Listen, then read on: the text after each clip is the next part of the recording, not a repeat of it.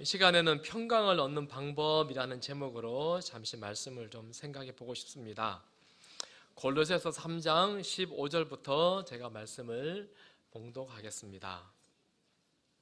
그리스도의 평강이 너희 마음을 주장하게 하라. 너희는 평강을 위하여 한 몸으로 부르심을 받았나니 너희는 또한 감사하는 자가 되라. 그리스도의 말씀이 너희 속에 풍성히 거하여 모든 지혜로 피차 가르치며 권면하고 시와 찬미와 신령한 노래를 부리며 감사하는 마음으로 하나님을 찬양하고 또 무엇을 하든지 말에나 일에나 다 주 예수의 이름으로 하고 그를 힘입어 하나님 아버지께 감사하라. 아멘. 이런 이야기가 있습니다. 어느 날 솔로몬 왕이 소위 현자들에게 지혜롭다라고 하는 사람들에게 물었습니다. 세상에서 가장 큰 복이 무엇일꼬? 자, 무엇입니까? 세상에서 가장 귀한 복이 뭘까요? 하고 물었더니 이 사람 저 사람 대답합니다. 그 중에 정말 야무진 어제 우리 똑똑한 별처럼 나와서 똑똑한 한 애가 말을 합니다. 저는 부귀라고 생각이 됩니다.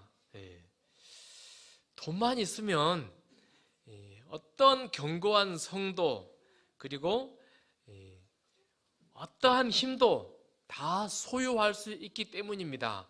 부귀가 최고입니다. 옆에 있던 다른 사람이 말합니다. 아닙니다. 저는 지혜라고 생각됩니다. 지혜는 선한 길로 인도하고 영혼을 지키고 명예를 얻을 수 있기 때문에 지혜라고 생각이 됩니다. 저는 둘 다 없는 것 같은데요. 자, 셋째, 또 다른 신하가 말합니다. 아니요, 저는 덕이라고 생각이 됩니다. 덕이 많으면 사람들을 다 내 편으로 만들 수 있고 정말 좋은 친구를 얻을 수 있기 때문입니다. 근데 하나, 둘, 셋 말하는데 이것들이 다 솔로몬의 마음에 들지 않았나 봅니다. 솔로몬이 말합니다. 아니요, 나는 평강이라고 생각합니다. 여러분 공감하십니까? 글쎄요. 솔로몬이 말합니다. 많이 가지면 무엇합니까? 근심 걱정이 있으면 아무 소용이 없지요. 또 말합니다. 지혜가 많으면 무엇합니까? 세월이 지나고 나면 깜빡깜빡 해가지고 그 지혜가 흐려집니다. 덕이 많으면 무슨 유익이 있습니까? 때로는 제가 제 마음도 잘 다스리지 못하는 걸. 그래서 나는 사람이 마음이 편해야지, 가정에 평강이 있어야지, 나라에 평강이 있어야지 그 다음에 행복도 온다고 생각합니다. 그래서 최고는 뭐라고요? 평강이라고 생각합니다 라고 말하더랍니다. 여러분 얼마나 공감하시는지 모르겠습니다. 사실 예수님께서 이 땅에 오신 이유는 우리에게 평강을 주고자 이 땅에 오셨습니다. 오늘은 우리 골로새서의 말씀을 좀 보고 싶은데요. 사도 바울은 로마 감옥에 있으면서 우리가 성경에 있는 책 4권을 씁니다. 소위 옥중서신이라고 하지요. 가장 먼저 골로새 교회에 문제가 생겼습니다. 그래서 골로새 교회에서 한 장로가 멀리 이탈리아 로마에까지 와서 우리 교회에 문제가 생겼습니다. 어떻게 할까요? 도와주세요 라고 찾아왔습니다. 그래서 골로새 교회 문제를 해결하기 위해서 편지를 적으면서 가는 길에 빌립보에 가서 이걸 전해주시오. 그리고 가면서 에베소에 가서 이것도 전해주시오. 그리고 골로새 교회의 장로인 빌레몬에게 또 편지 한 통 전해주시오 라고 하면서 편지를 4통을 썼다랍니다. 자, 골로새 교회의 문제란 무엇일까요? 예수님이 누구신가, 그리스도가 누구인가에 관해서 이상한 사람들이 교회에 들어와가지고 예수님에 관해서 잘못 오해를 하도록 하게 하는 것입니다. 그래서 사도 바울이 골로새 교회의 문제를 설명하면서 골로새서 1장과 2장은 그리스도는, 우리 예수님은 교회의 머리입니다 라고 설명합니다. 그리고 나서 3장과 4장은 그리스도인들은, 그리스도를 믿는 사람들은 이러이러하게 살아가는 사람들입니다를 설명합니다. 3장 맨 1절에는 위의 것을 생각하라 라고 말하면서 땅에 있는 것 보지 말고 땅에 있는 지체를 죽여라 라고 말하면서 그리스도인들이 어떻게 살아야 하는가를 쭉 설명을 하고 있습니다. 그중에 이 시간 여러분과 함께 살펴보기 원하는 것은 15절부터 있는 말씀을 좀 보겠습니다. 그리스도의 평강이 너희 마음을 주장하게 하라. 평강 좋은 것입니까? 네, 예수님, 사도 바울이 말합니다. 예수님의 평강을 우리 마음으로 꽉 채워서 그 평강이 우리를 주장하게 하도록 하라 라고 지금 말씀하고 있습니다. 평강. 여러분 마음이 평안하신가요? 평화가 있습니까? 다 여러분 얼굴이 편안하게 보이지만 사실 알고 보면 마음속에 말할 수 없는 이 소용돌이 치고 있는 분들도 우리 가운데 여러분 계실 거라고 생각이 되어집니다. 평강. 환경과 관계없이 평강할 수 있습니까? 네. 우리의 가진 것과 관계없이 마음의 평강, 편안할 수 있습니다. 나이와 관계없이 우리 마음이 정말 평안할 수 있습니다. 사도 바울은 그것을 우리에게 지금 말하고 있습니다. 평강이 너희 마음을 주장하게 하라 라고 지금 이야기합니다. 자, 평화 없는 번영은 없다라는 말이 있습니다. 여러분 챗GPT 제가 몇 번 이야기 드린 것 같습니다. 제가요 평화 없는 번영은 없다 누가 말했지? 하고 챗GPT에 물었더니요 뭐라 대답한지 아십니까? 김일성이 말했습니다. 이렇게 첫 문장이 김일성이 말했습니다 하고 뜨더라고요. 아 그래서 이 공산당 만든 김일성이가 북한의 그 악랄한 집단에서도 여러분 평화가 중요합니다. 평화가 없으면 번영이 없습니다 라고 이렇게 연설을 했더랍니다. 뭐 이승만 대통령도 그러고 저기 소련의 고르바초프도 평화 없는 번영은 없다. 이게 만구의 진리 같습니다. 평화가 있어야지 그 다음 단계를 쌓는 것이다 라고 지금 말하는 것입니다. 데일 카네이가 말했습니다. 마음의 평화는 진정한 행복의 기초다. 여러분 공감하십니까? 마음에 평화가 와야지 그 다음에 우리 안에 행복이 찾아오더라 라고 지금 이야기하는 것입니다. 말씀을 제가 준비하면서 제가 평화를 간절히 일주일 동안 기도한 것 같습니다. 평화가 내 마음에, 평강이 마음에, 여러분의 가정에 참 평강이, 그리고 우리 교회가 하나님의 평강으로 가득 흘러 넘치게 되기를 간절히 소망합니다. 사도 바울이 편지를 씁니다. 우리 바울 서신 공부하면 늘 공부하는 내용이잖아요. 여기 요 문장이 조금 변형은 되지만은요 똑같은 문장이 사도 바울의 모든 편지 인사말마다 다 들었습니다. 우리 아버지 하나님으로부터 은혜와 평강이 너희에게 있기를 원하노라. 사도 바울이 자기가 사랑하는 교회들마다 편지를 적으면서 그 교회에, 니네 교회에 정말 평강이 있기를 원합니다 라고 했다라는 것입니다. 그리스도의 평강, 우리가 정말 사모해야 하는 주제다라고 지금 말씀하는 것입니다. 평강이라는 말은 구약시대 히브리 말로는 샬롬이라고 말하지요. 평강, 평화라고 번역합니다. 잘 아시죠? 뜻은 국가 간의 전쟁이나 분쟁 없는 평화로운 상태, 가정에서 불화가 없는 행복한 상태, 가난과 궁핍 등 경제적 고통에서 자유로운 상태, 근심과 걱정이 없는 상태. 이런 세상이 되면 얼마나 좋을까? 우리 가정이 이런 평화, 평강이. 그래서 유대인들은 인사할 때 뭐라고 인사한다고요? 샬롬. 자, 옆 사람하고 인사 한번 해볼까요? 자, 한번 샬롬. 네.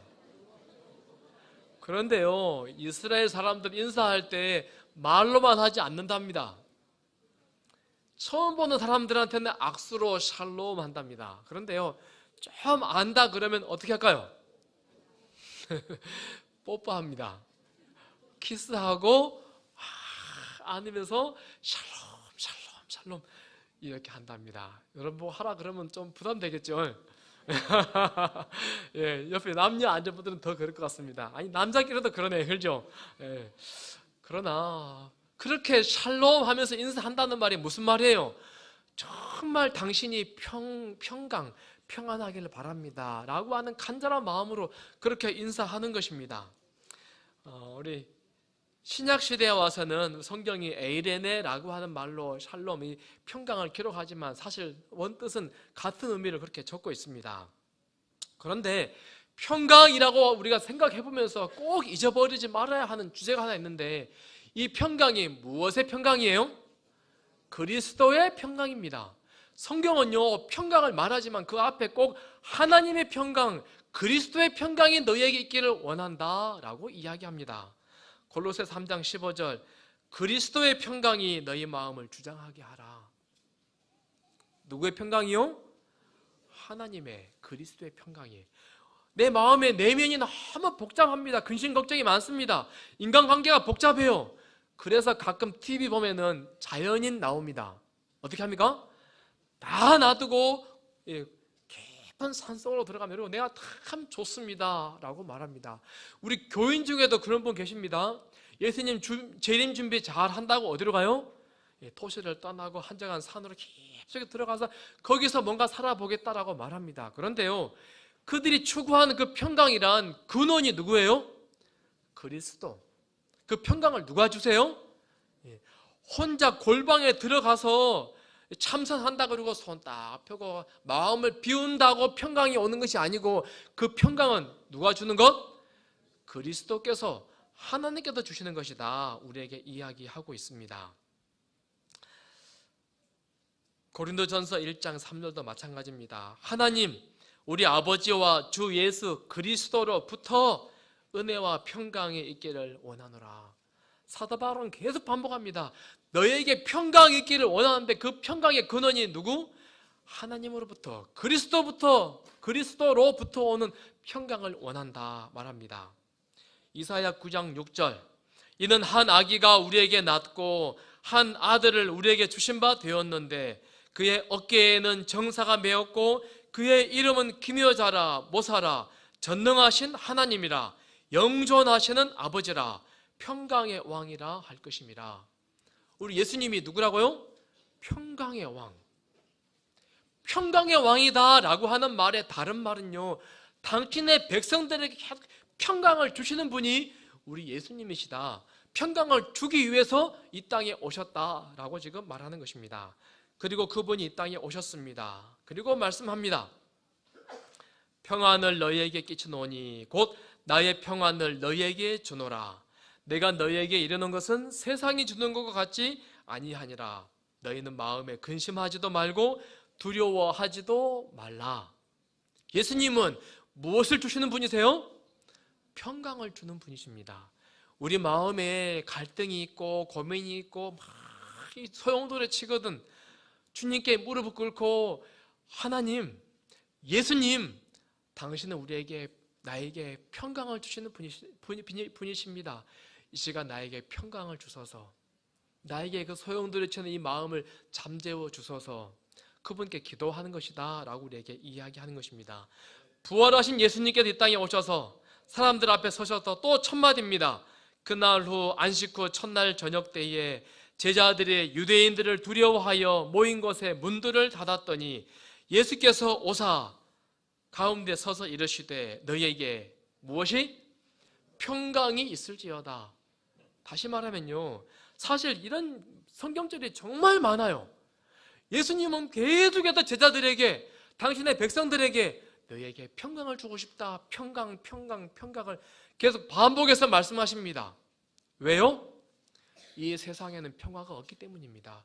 이 세상에서는 그 무엇을 해서도 스스로 그 하나님이 주시는 평안을 채울 수 없기 때문에 이 평안은 누구만이? 하나님만이 주신다라고 지금 이야기하는 것입니다. 자, 그리스도의 평강이 너희 마음을 주장하게 하라. 자, 그렇다면 이 평강은 어떻게 얻는 것일까? 오늘 성경 본문을 가만히 보면은요, 감사하는 자가 되라. 감사하는 마음으로 하나님을 찬양하라. 그리고 하나님께 감사하라. 그리스도의 평강이 너희 마음을 주장하게 하라 하고 나서는요, 계속 지금 무엇을 말해요? 감사를 반복해서 지금 말씀하고 있습니다. 다시 말하면요, 하나님이 주시는 이 평강은 무엇과 밀접하게 관계가 있는 거예요? 감사하고 밀접하게 관계가 있더라라고 말합니다. 전에도 한번 이분에 관해서 말씀드린 것 같습니다. 워너 솔맨, 미국 시카고에서 태어났습니다. 그리고는 1917년도에 결혼을 했습니다. 결혼하고 얼마 되지 않았는데 몸이 아파서 병원에 갔더니 의사가 하는 말이 임파선 결핵입니다. 잘해야 3개월 살겠습니다. 그러더래요. 근데 자기 아내는요, 유명한 가수예요. 근데 결혼한 지 얼마 안 됐지만 이제 아이를 가져서 임신을 했어요. 석 달밖에 못 산다 그래요. 무슨 마음이 들까요? 정말 청천벽력하던 소리 아닙니까? 그 낙심이요, 말할 수 없는 거예요. 너무너무 괴로운 거예요. 그리고 밤마다 이불을 적시면서 잠을 자는 거예요. 힘이 없는 거예요. 그런데 노래하는 가수였던 아내가 어느 날 이 남편 어깨를 톡톡톡 두들기면서, 여보, 3개월밖에 못 산다고 생각하지 말고 하나님께서 3개월이나 기회를 주셨다라고 생각하면 안 될까? 그리고 나머지 3개월을 인생에서 가장 빛나는 시간으로, 가장 행복한 시간으로 정말 하나님께 감사하며 그렇게 3개월을 보내면 어떨까? 라고 제안을 하는 것입니다. 그리고는 마음에 새로운 마음을 그가 고쳐 먹습니다. 그래, 3개월 밖에 남은 게 아니고 뭐라고요? 하나님이 3개월이나 나에게 시간을 주셨다. 하나님 감사합니다. 그리고 내 인생의 이 3개월을 가장 행복한 시간으로, 가장 빛나는 시간으로 만들어 보겠습니다. 그리고는 하늘을 봤어요. 너무너무 아름답고 감사한 거예요. 들을 봐요, 숲을 봐요. 예수님을 생각하는데 마음에 감사가 넘치는 것입니다. 이 사람은 원래 화가였습니다. 그래서 그림을 그렸습니다. 헤드 오브 크라이스트, 예수님의 얼굴, 예수님의 머리를 다 그렸습니다. 감사가 넘치고 그림을 그리는데 하나님의 임재가 느껴지는 거예요. 너무너무 행복했습니다. 3개월 지났는데 안 죽어요. 병원 갔더니 뭐라 그래요? 의사가 하는 말이, 아니 솔맨, 도대체 지난 3개월 동안 무슨 일이 있었어? 무슨 약을 먹었어? 가르쳐 주시오. 했더니 무슨 약 먹었다 그래요? 나는 감사약밖에 안 먹었는데요. 의사가 하는 말이, 감사야말로 독을 해독하는 해독제이요, 감사야말로 당신을 치료하는 치료제군요 라고 말하더랍니다. 여러분, 이런 이야기 많이 들어보셨죠? 감사라고 하는 것을 이 사람이 하는 순간 마음의 낙심과 우울과 불만과 짜증이 순식간에 어떻게 변해요? 마음의 편안한 것으로, 그리고 마음에 하나님이 오는 독으로 바뀌더라 라고 하는 것입니다. 그리고 이 그림이 유명한 그림이 되었습니다. 몇 부 팔렸을까요? 우리 어린이들 그거 지금 가로돼 있죠? 몇 부 팔렸을까요? 400만 부 팔렸대요. 화가가 그림을 그려서 400만 부를 팔아요. 돈 얼마나 많이 벌었을까요? 떼부자가 된 거예요. 와, 부와 명예와 행복을, 하나님과 밀접한 관계를 다 소유하게 된 것이에요. 무엇 때문에? 감사 때문에. 감사가 기적을 일으키더라 라고 하는 것입니다.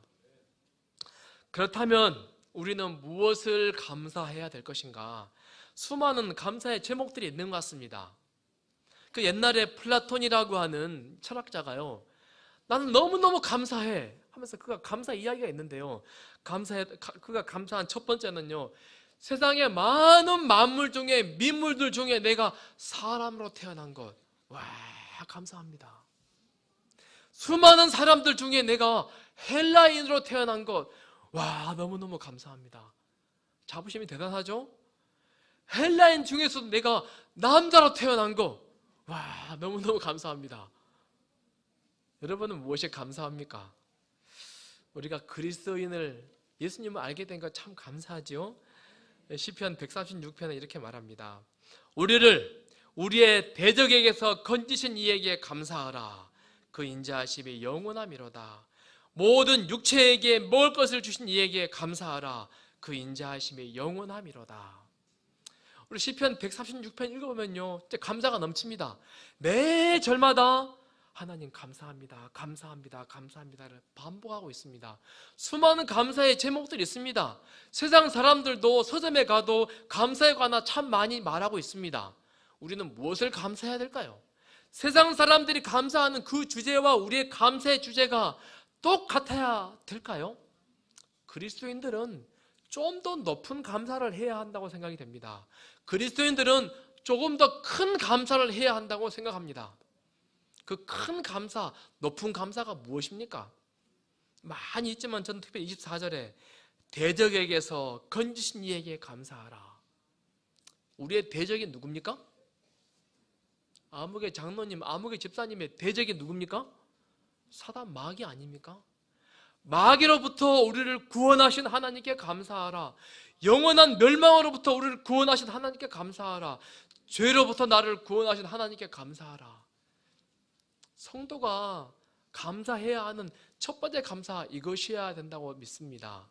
사단 마귀로부터 우리를 건지신 하나님 너무 감사합니다. 이 감사를 우리가 깊이 경험하면 참 좋겠습니다.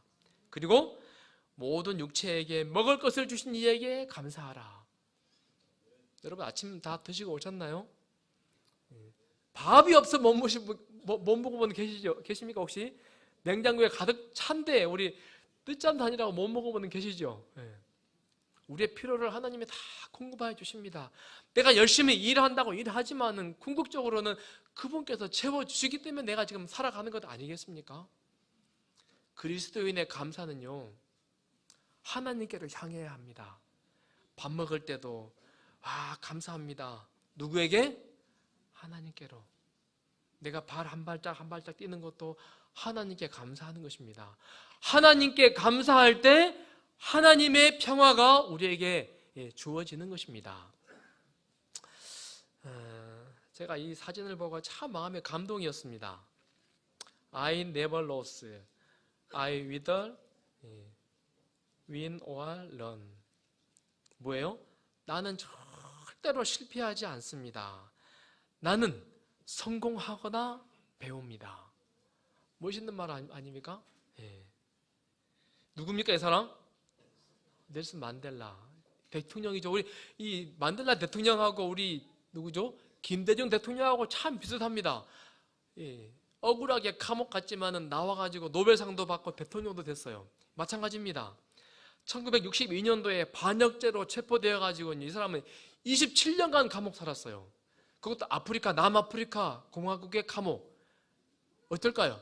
1962년도 아주 옛날에 27년 동안 감옥 사는 거예요. 감옥 살다가 나왔어요.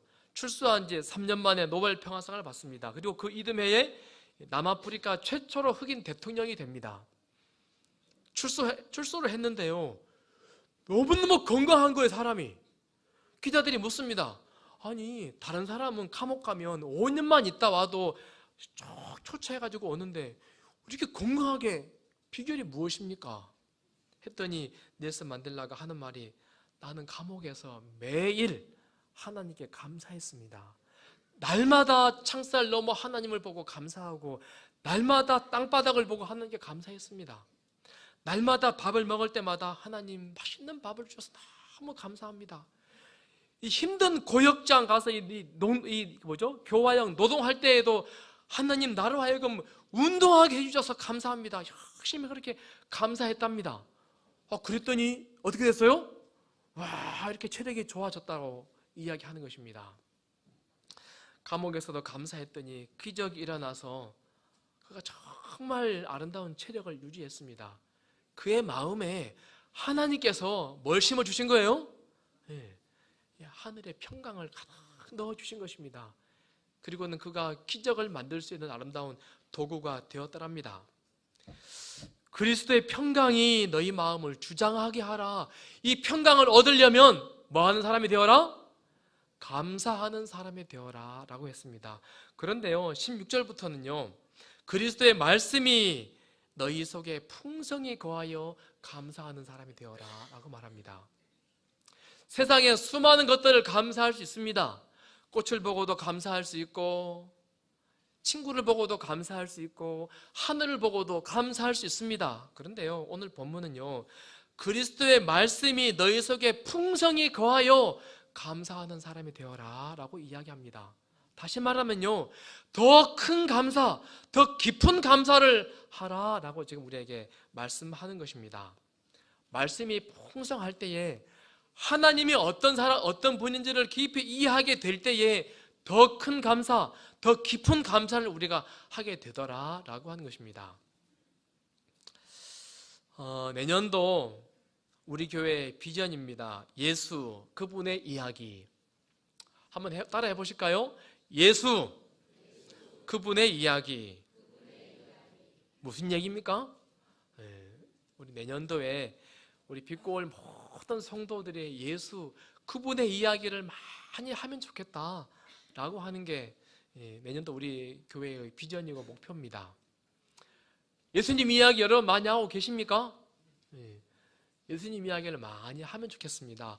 어떻게 할 때 예수님의 이야기를 많이 하게 될까요? 어떻게 할 때? 어떻게 할 때?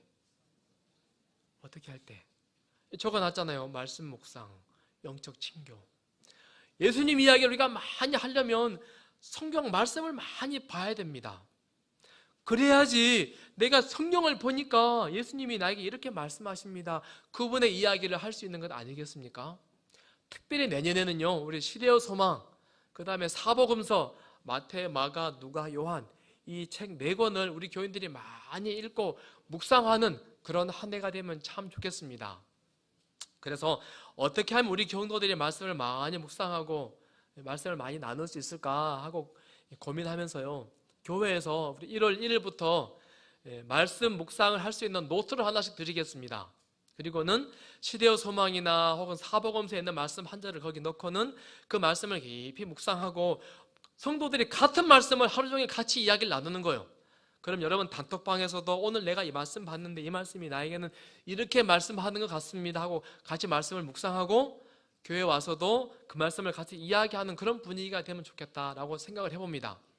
그래서 가능하면 다음 주 아니면 그 다음 주에 예수 동행 일기 이런 책으로 여러분에게 노트를 하나씩 드리겠습니다. 그 노트를 집에 가져가셔서 날마다 노트를 보고 뭐 하기로? 말씀을 읽고 묵상하고 짧게 한번 오늘의 말씀을 기록해보는 그런 습관과 훈련들을 해보면 좋겠습니다. 여러분의 구역반에서 그리고 교과 공부할 때 모여서도 가능하면 그런 이야기들도 좀 많이 나눌 수 있는 그런 우리 교회가 되면 참 좋겠습니다.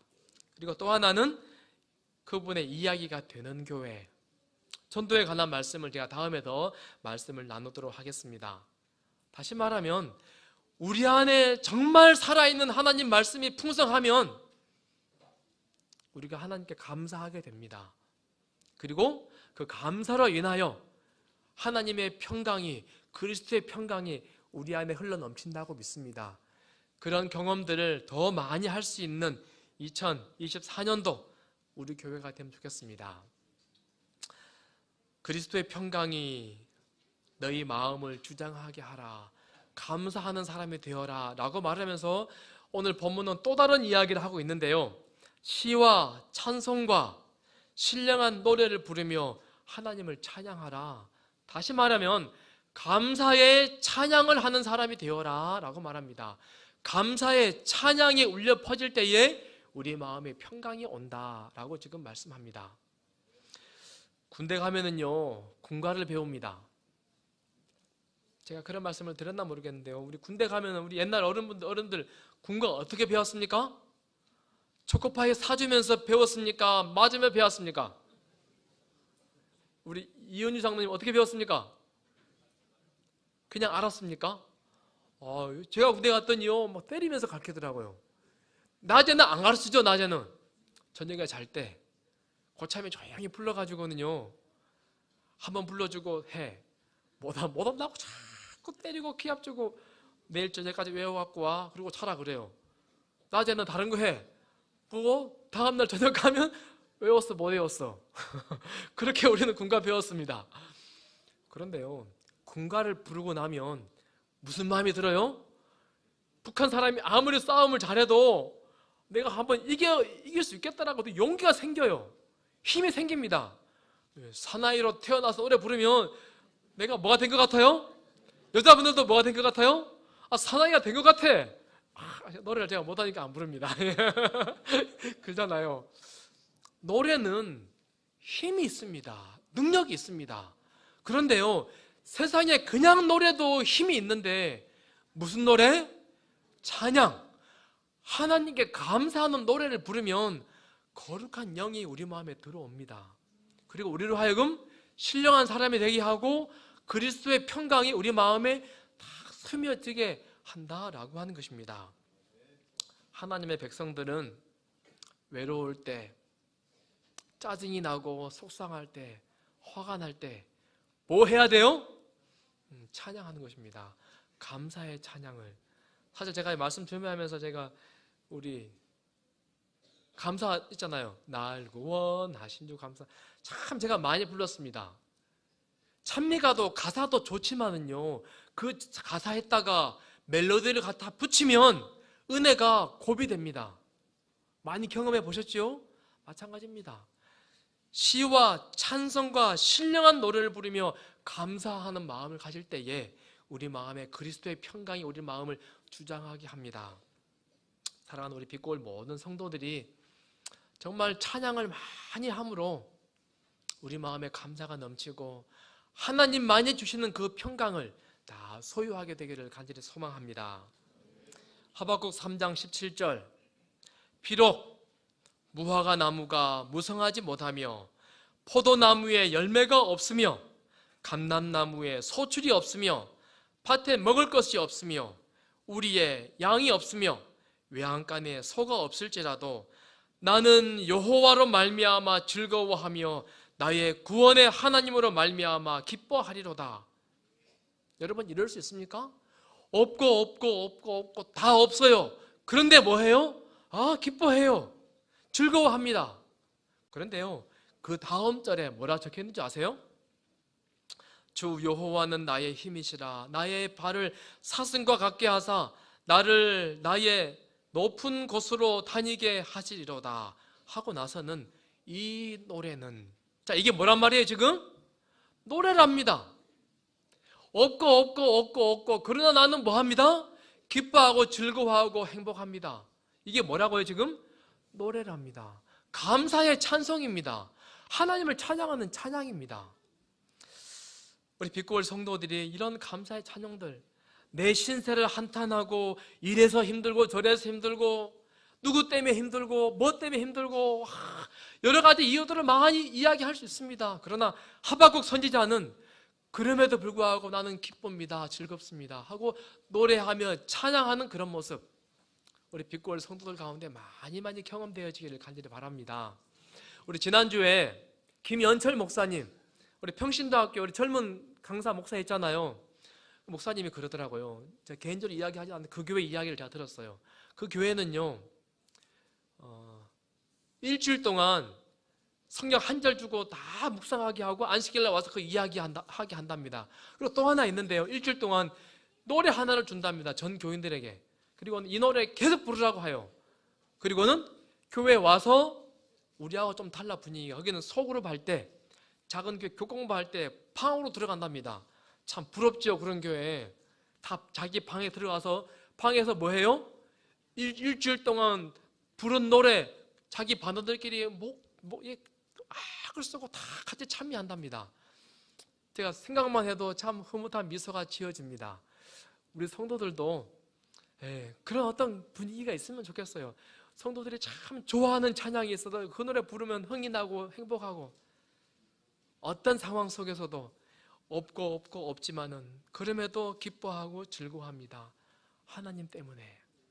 그 노래를 우리가 많이 부름으로 더 행복한 우리 성도들이 되면 참 좋겠습니다. 말씀을 요약합니다. 오늘 평강을 얻는 법은요, 무엇이라고요? 하나님께 감사하는 것입니다.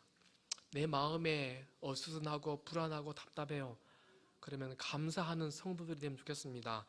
그런데요, 감사를 할지라도 더 큰 감사는 하나님 말씀을 많이 묵상함으로 말씀이 충만하면 더 큰 감사, 더 깊은 감사를 할 수 있습니다. 그리고 또 하나는요, 신령한 노래를 부를 때에 우리 마음에 감사가 있고 그리스도의 평강이 우리 마음에 가득 흘러 넘친답니다. 아무쪼록 우리 빛고울 모든 성도들이 하나님만이 주시는 그 그리스도의 평강이 풍성하게 임재하셔서 하나님으로 인하여 정말 행복한 우리 모든 성도들 되기를 간절히 소망합니다. 그리스도의 평강이 우리 모두의 평강이 되기를 간절히 바라며 말씀을 줄이겠습니다. 감사합니다. 기도하겠습니다.